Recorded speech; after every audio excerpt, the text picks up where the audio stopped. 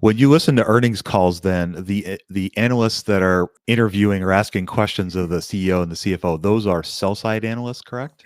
Yes, I can't think of many companies that would let a buy side investor on. Yeah. Sometimes it'll happen. Sometimes a buy side investor will sneak in. You've seen sometimes like activist investors will sneak into calls, and it becomes a big controversy. But the companies are very careful about who they let on to calls. And I should say, so when I worked at Morningstar, we were not one of, like, we didn't have an investment bank arm. So the companies had no interest in doing business with us outside of, the analyst work. Right. And so I was always the last person to ask a question. Right.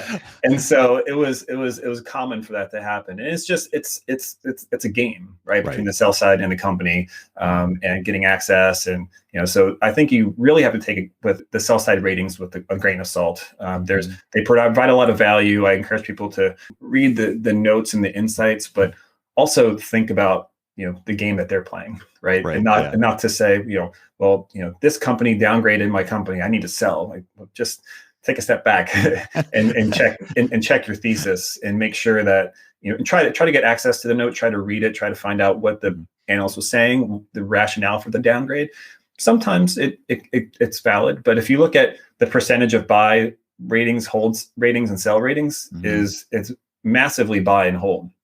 Right. Because if you have a sell rating on a company, you're basically shutting off your access to management. It's really hard because they'll come down on you. They'll say, so I shouldn't say some, all of them. Some companies will go, they care about that quite a bit, and they'll say, you got a sell rating on us, and why should we have you on the call or whatever. So there's a game, and so just as you're a newer investor, just be careful. Mm-hmm.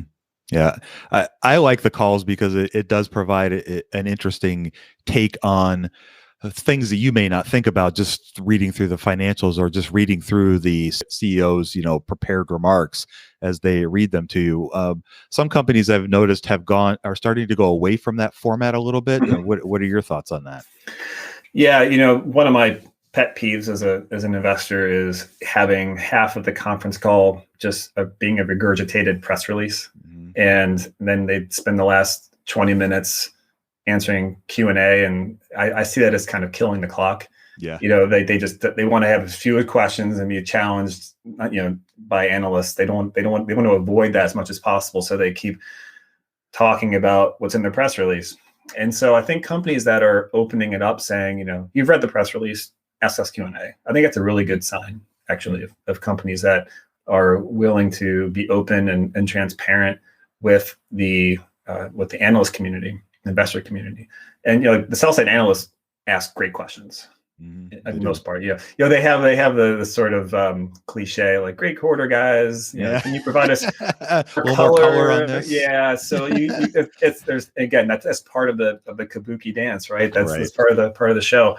And so you kind of have to look past that. But I would say analysts do touch on really good points, and most of the questions that we would ask are generally being asked on the call.